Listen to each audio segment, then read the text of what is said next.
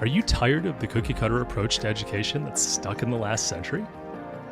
Are you seeking a win-win situation where your family thrives, your kid's education is revolutionary, and you still get to chase your own dreams? Welcome to Unschooled Unleashed. Unlock your child's genius. I'm your host, Matthew Jarecki, an unapologetic rebel dad and promoter of what many consider to be educational anarchy. You know the world isn't going to be won by those that just toe the line. It's the innovators, the visionaries, and the resilient spirits that are going to thrive. Our mission here is to forge those world changers within our very homes with less stress, energy, and time. Unschooled Unleashed starts now. Welcome back to another fantastic episode of Unschooled Unleashed. I'm your host, Matthew Jarecki, and today we're going to talk about the parent's role in unschooling.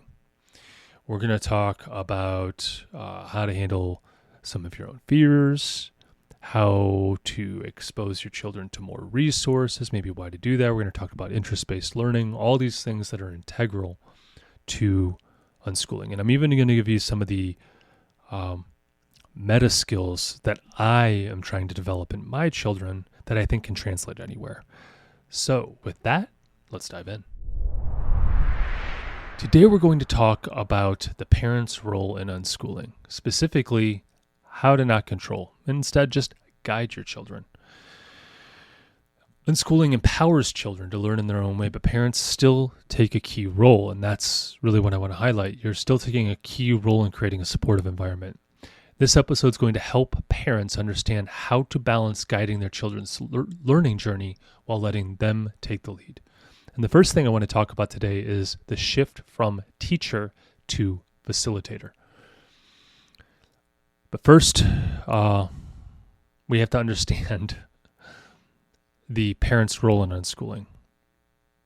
Or maybe that's what we should talk about first, to talk about the shift from teacher to facilitator. Because when I mention that I unschool the people, they often, not unschool, when I mention that I homeschool, they assume that I am a teacher. They assume I'm forcing my children to do and learn things. And that's not true at all. I always hear, oh, I could never do that because it's just too much work. And it's like, well, when you unschool, you're just following their natural interests, and you might be just as involved as if you were doing traditional homeschooling with a curriculum and forcing your kids to stay on track.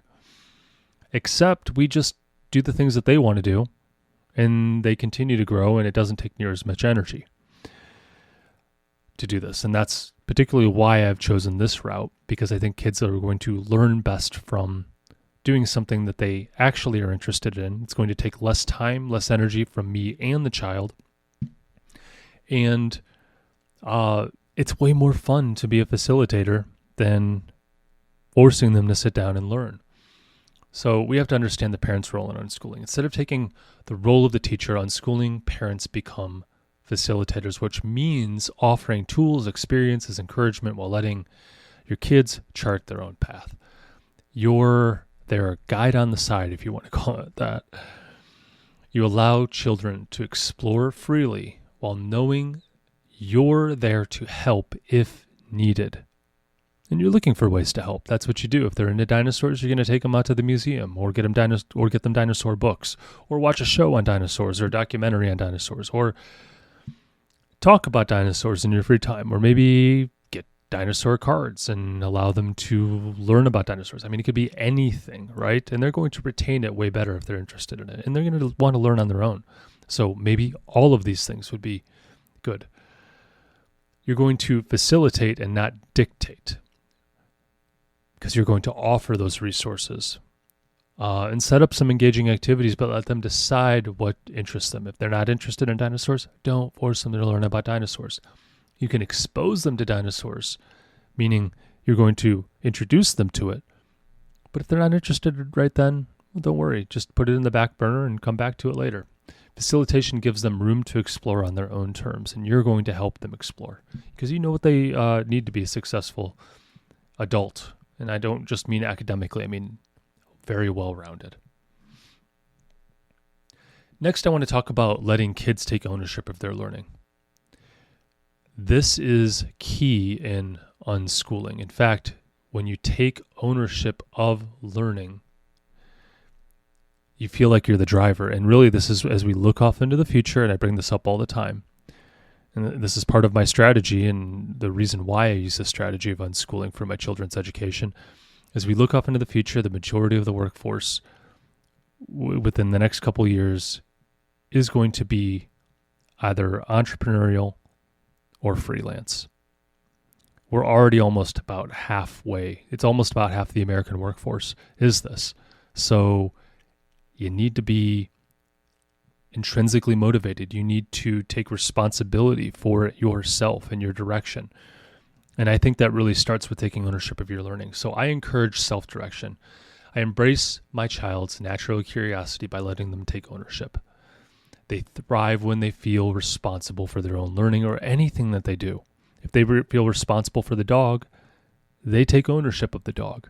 They learn skills from that. They're learning taking ownership, and I think that's huge. And not only that, it's going to give them a foundation for how they operate in their life by owning things, whatever they choose in the future. And I support their choices and their interests when they do this, assuming that it's appropriate, right? And if it's a little bit out of their league, well, I let them figure that out. I don't jump in with that. If it's a little bit under what they could do, well, maybe I'll encourage them to explore some new things, right? But I'll trust that they'll pursue what excites them. My job's exposure, whether it's math, art, nature, even gaming, like board games even. Whatever it might be, we dive in. But I show interest without taking over their learning. I also give them room for mistakes. Because if you own the learning, you're going to make mistakes because they're children and they don't know any better. Heck, I still make mistakes. Let them experiment and even make mistakes without correcting them too quickly. This is one thing that I used to do as a former educator is instinctively I want to jump in and correct. I want to jump in and tell them the right answer. What I learned is I just do a lot of talking when I do that, and I don't really know if they're learning. I can't see the learning, and I really don't think that as much learning happens as when you step back and just let things play out. Let them figure out when it's wrong. I used to ask questions when I was an educator, and this was for adults. And I would say, here's this question. Talk me through why you think what you think. Give me an answer and tell me why you think that. And they would give the wrong answer. And I wouldn't give them an indication either way, whether it's right or wrong, but I would get their wheels spinning. I could see the learning happen, and then they'd catch themselves and correct themselves. And they still might get the wrong answer, but I'd talk them through it and kind of point out some of the holes that might lead to learning. This is the strategy I use with my children. But sometimes it really takes learning, if they come up with something that isn't going to work, that the last two kids in front of them tried and it never worked, let them learn it. You got to step back and let them take ownership of things. And if they're truly taking ownership, they're going to have to try and think of the best option that they can come up with and not think, what's the best option that my parents will agree with? That kind of thing. And I think that's important. Otherwise, they don't really take ownership. They have to try what they think is best. And that's really what you want them to do when they're an adult. And that's what we're training them for. Next, I want to talk about providing resources and exposure. So our job as parents is to find opportunities for diverse experiences, meaning we offer a variety of experiences from nature outings to cooking nights to fun with math to physics and geology, anything. Introduce them to these new ideas without pressuring them to learn anything specific. See where their eyes light up. And if it's something they're interested in, start walking them through some stuff, give them some resources, right? But first, our job is to expose them to things that might interest them. And this is an art. We use our intuition to figure this out. If I see an inclination for my child to gravitate towards the sciences, I might really expose them to a lot of sciences. But then at the same time, I also want to expose them to maybe something that isn't so scientific, like art. We want a broad exposure when they're young. We want to introduce them and let them into different things to let them learn about themselves, what they like, what they don't like, what they're good at, what they could use improvement on. And then as they chart their own journey through this life, they know themselves a little bit better and they have stuff to build on. I think that's very important. But we need to provide those experiences. Otherwise, they're sheltered from everything. And they only have, a couple options. And I don't think that's necessarily healthy if one of your goals is having your children get to know themselves in all those ways that I mentioned. Connect them with mentors in the community. This is a part of resources. Bring in others who share in their interests, whether an artist, family, friend, or community group. I think exposure to different people and skills broaden their world by far. And you have to remember that you cannot be the only source of inspiration, of their learning. You need to teach them that they need a group of people surrounding them at all times that they can go to learn from. This is what I have termed my inner circle. So I have a group of people that really I'm the only one who knows who they are. They don't even know who they are, most of them. But they're go-tos when I have questions about certain topics and things that are ongoing in my life. Whether it's spiritual advice or just to hear their experience, strength, and hope. Whether it's business or whatever it might be, finding people who have been there, done that, is very important. Finding people you can shadow, finding people who can mentor you in a certain area.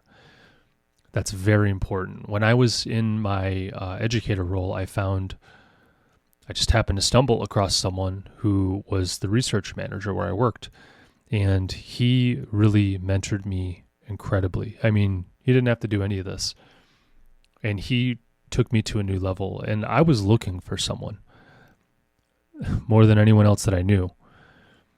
I'm a respiratory therapist by trade, and I was trying to find the most knowledgeable people that I could find to learn from. So I went to a leading hospital because I figured they'd probably hang out there.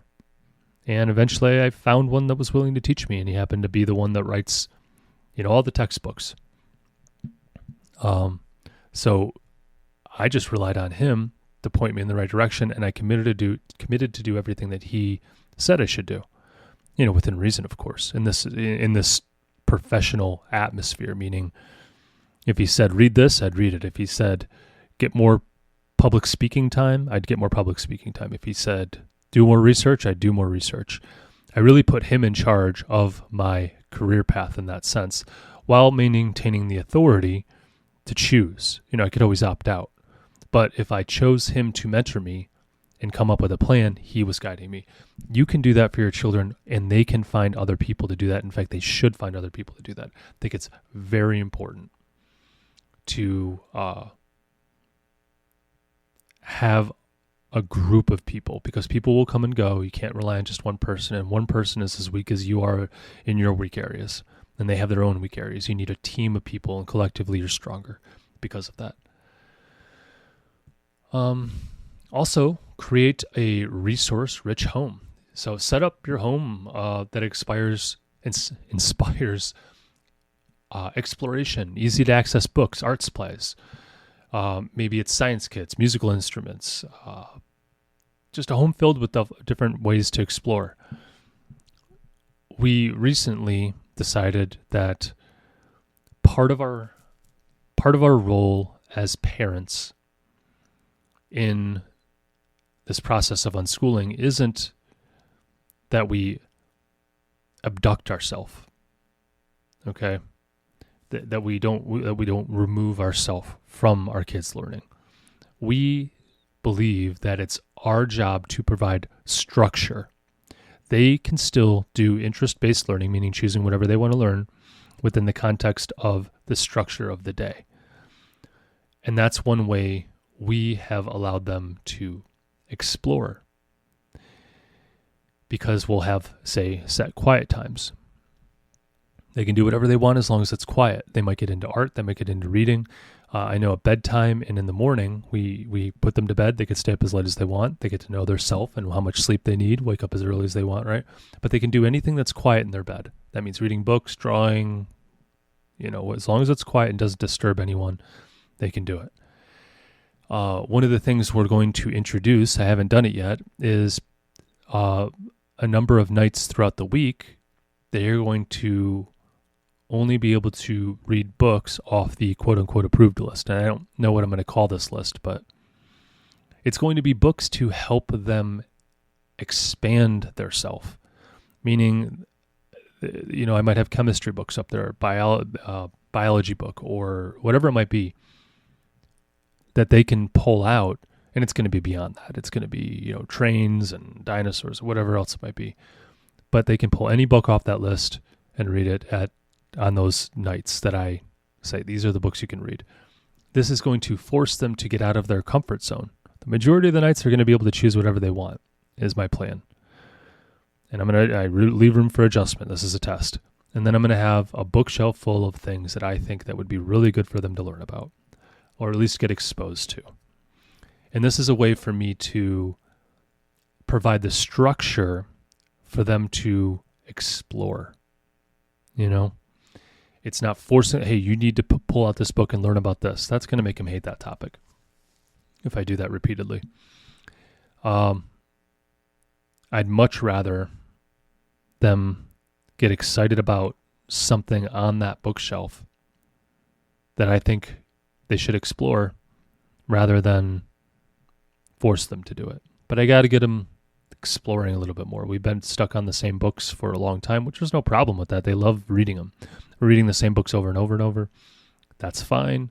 But I also want them to break out of that and explore some books. So I told them about this. We haven't come up with how many days it's going to be or anything really, but they did get some books at the library that they think would be on that list because I told them the purpose and everything, and they decided, yeah, I think I'm going to get some books to explore. So I thought that was pretty cool. We're always at the library. And that's one big thing to help explore.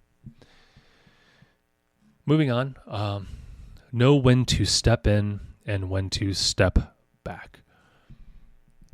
Observe first. So watch and listen before stepping in. Observation lets you see where they might need support without interrupting their focus. They're having a hard time with something, jump in. Offer resources, you can do that, but first let them realize that they need it. You're going to recognize things way before they do. Let them recognize the need so that way they feel not only one, in control, but two, they see the purpose of why you might offer some extra resources or extra help, that kind of thing. They need to see the need. I think that's one of the beautiful things about unschooling is the kids are able to observe reality.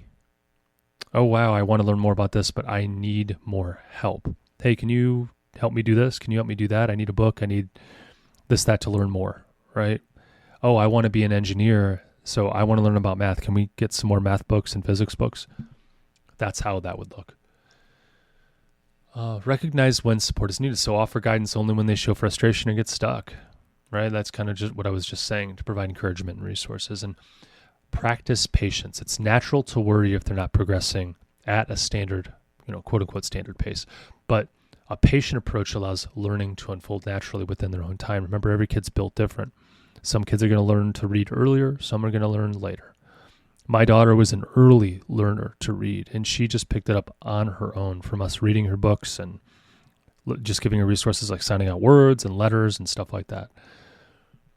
But she's already writing on her own, and we never really taught her how to do any of this. I mean, we did take the time to teach her the sounds of letters and teach her how to put together letters to make a word, but she started spelling on her own and writing letters, and it's just amazing to watch. The human brain is an amazing thing, and we never had to put in much effort. The kids want to learn, especially when they see the value, and usually reading is one of those things they see a lot of value in. On the other end, just a side note, I think one of the things schools push very heavily is learning to read, which seems like an altruistic, great thing. But I could tell you, not with authority, but from my own experience, let's say, that in what I observe, the key to having bigger classrooms and doing more teaching at schools is to get your kids to read as early as possible. Because if they can read, they can do worksheets. If they can do worksheets, they can work independently on their own, and the teacher can oversee more students. I don't think the goal with reading is necessarily, I think it's, one, yeah, they want them to read, and that's good and healthy. But I think the biggest reason they push reading, again, my own opinion in 2024, from what I, again, observe and experienced, is reading unlocks the key to be able to teach children with less resources, as far as human resources. They can assign homework, stuff like that, a lot easier. So when a kid starts to fall behind on, quote unquote, behind on reading, they give them a lot of pressure. You should be reading by this age, by this grade. As opposed to letting it naturally unfold. Kids are going to want to learn. I think kids avoid it because it gets scary, because they feel like they're falling behind, because they're labeled, because they don't see the value in it, because they're, no one's really giving them the resources to actually do it, maybe. And that's why all this is happening. There could be a lot of different reasons, but forcing them to go move faster than they can actually do it, I think, is a recipe for disaster, personally. Moving on. Model curiosity and lifelong learning as a parent. Be a role model for curiosity. Let them dive in with you when you're interested in something. Let them learn along with you. Kids learn a lot by watching us. And when you show excitement about learning or a particular topic, they're going to feel encouraged to do the same.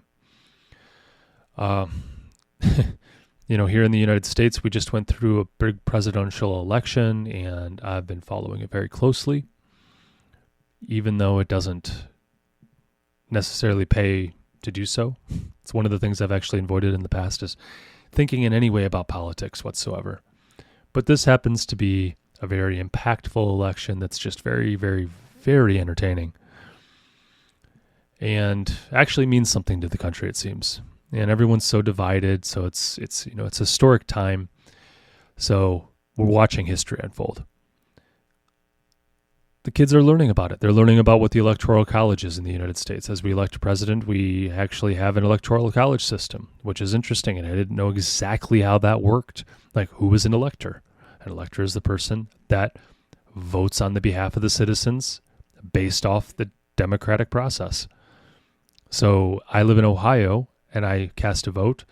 Ohio decided on a candidate, and then the electors go over and vote on behalf of the citizens, which is a really weird and convoluted process, but I'm starting to learn the value in it because of why have electors, why use the Electoral College. And it's just another check and balance. And I got to learn about that along with my kids. I mean, they're getting a civics class, stuff that I never learned or slept through. Who knows? I don't know. Well, either way, I never learned it. Or I didn't retain it, let's say that, because that's important.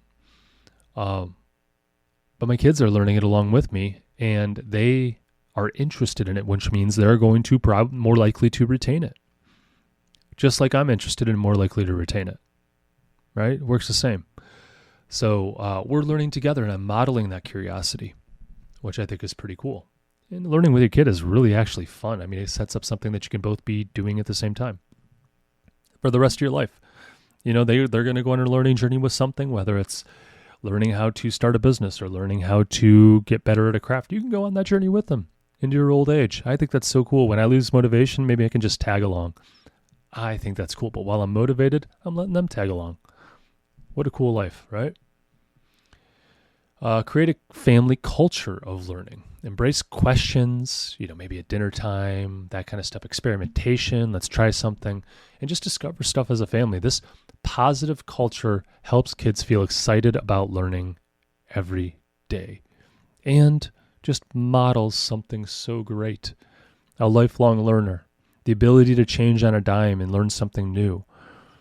The ability to accelerate your career by buckling down and learning. When you see the purpose, you're going to be able to do that as an adult. And I think that's going to be very important. These meta skills are going to be so critical in a future where technology can give us, do a lot of the work, do a lot of the research, do a lot of the, just a lot of the skills that used to require a lifetime to understand or a lot of time to research now can be done very quickly. So, I don't need to memorize as many facts anymore. I could just Google that. That's been within my generation. Now it's going to be, I need to have meta skills. I need to be able to recognize trends. I need to be able to have intuition. I need to be able to change my my career direction on a dime and learn faster than other people because technology is only accelerating. I think these are good meta skills that you can apply anywhere in your life. And I think that's what's going to create a successful person, in the future. Moving on.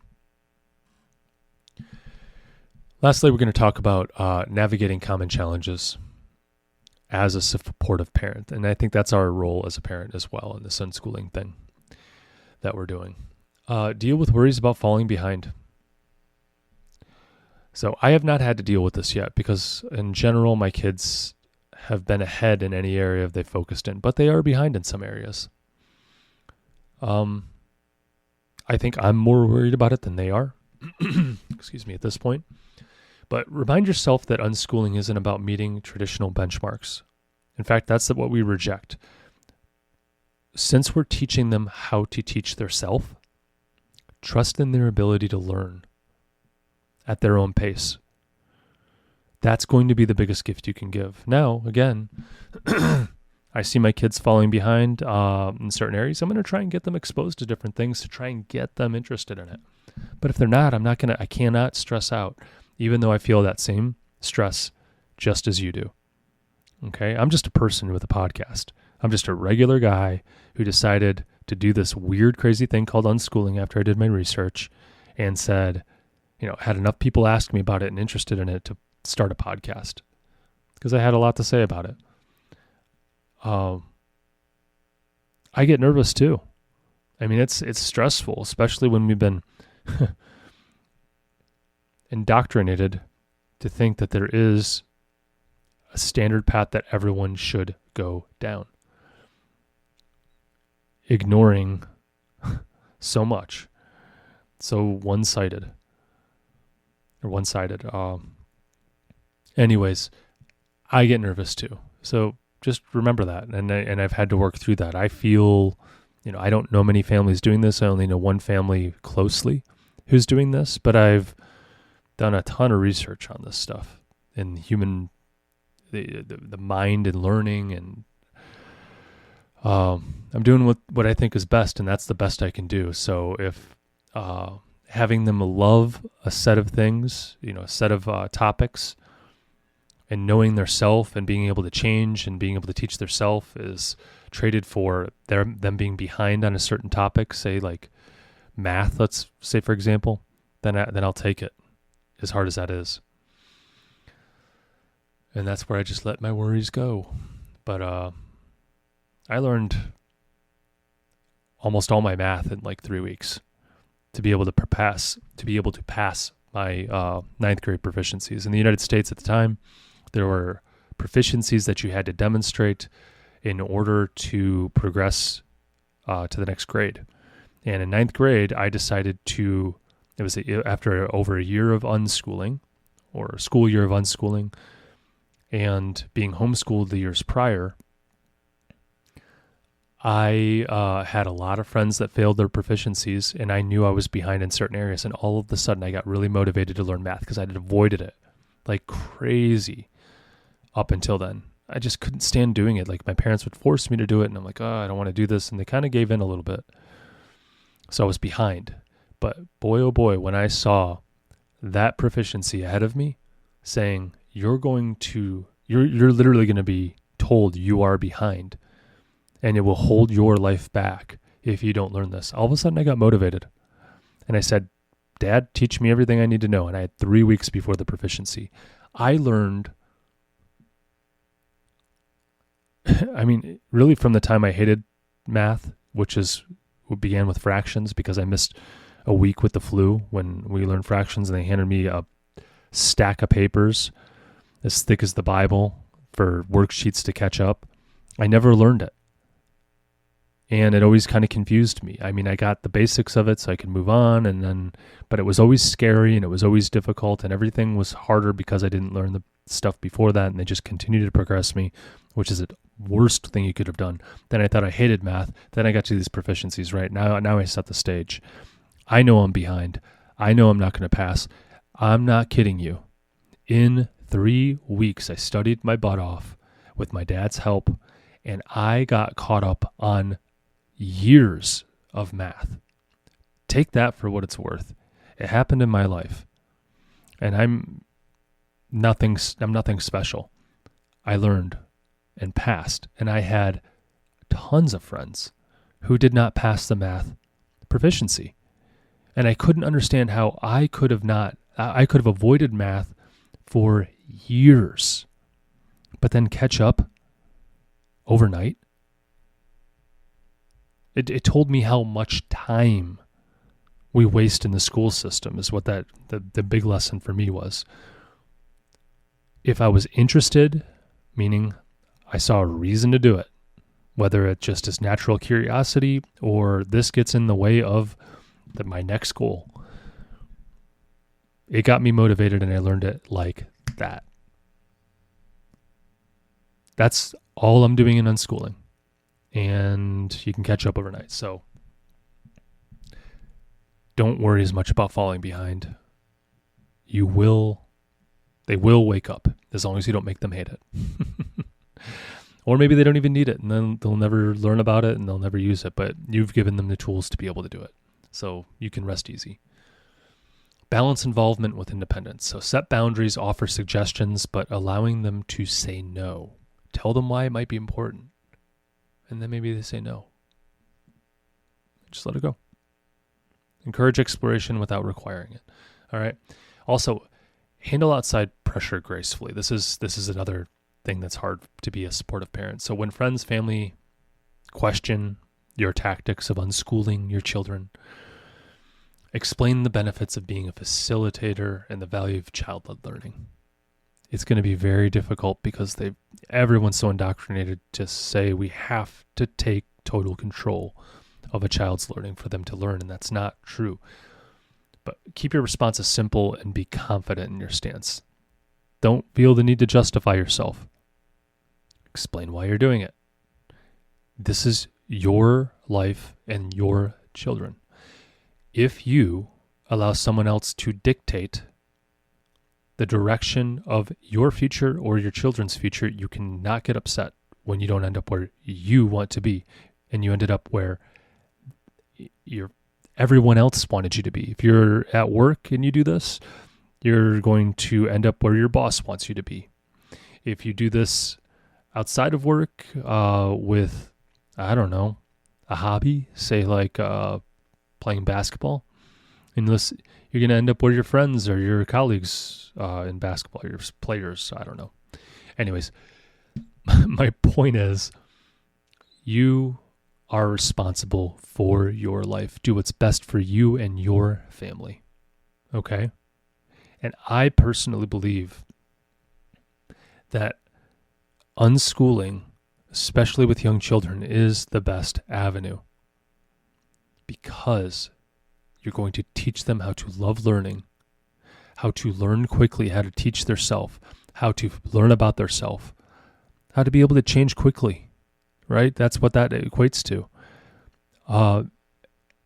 And I can't imagine a better education than that because I think, and then also it teaches the practical skills as well, how to be an adult. And it doesn't miss anything because you're taking them through the adult life in many ways. Hey, we have to learn about this. We have to learn about that. Because if you want to get to this point, you need to know this. For example, if they want to buy a video game, they're going to have to save money. They have to learn how to budget. They have to, this is so practical at times. You're teaching them how to be an adult. And if you don't know how to teach them something that you know is a quote unquote necessary life skill, you might want to question whether that's necessary. If you can't remember, well, I can't remember algebra, so I can't teach my kids math. And it's like, well, you've gotten this far without algebra. Not to argue that you don't need algebra. I think you do need algebra. Why don't you go, if you think it's so important, learn algebra and then take your kid on that journey with you? That'd be fun, right? Anyways, I'm going to wrap up today's episode with some actionable tips. So encourage independence, challenge yourself, give your child responsibility over an area like planning a meal, setting up a creative project, or maybe managing a personal project, and then step back. Explore local resources like libraries, museum passes. They even make science kits and all that stuff, but just introduce your kids to new ideas. And then keep reading.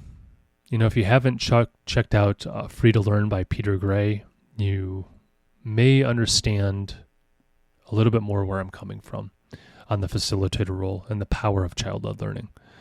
But it is a foundational book, I do believe. So take a look at that if you want to learn more. So in conclusion, as parents in unschooling, your role is to foster child's independence while supporting them on their learning journey. By providing resources, modeling curiosity, and respecting their unique pace, you create an environment where your child can thrive and explore. The goal is to not control the process, but to build a partnership based on trust, exploration, and the shared love for learning. So with that, I'll end today's episode. So stay curious, stay unschooled, and stay away from the algebra nightmares. I'll catch you in the next episode.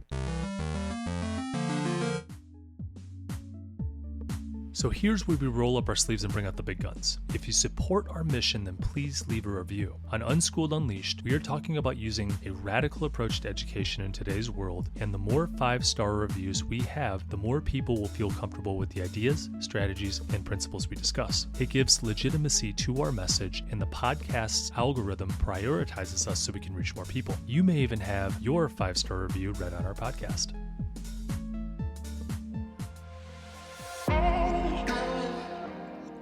Before I let you go, I have to pause and say this from the bottom of my heart. Thank you. Your presence here is the fuel that ignites this movement. I am incredibly moved that you trust in us enough to click play.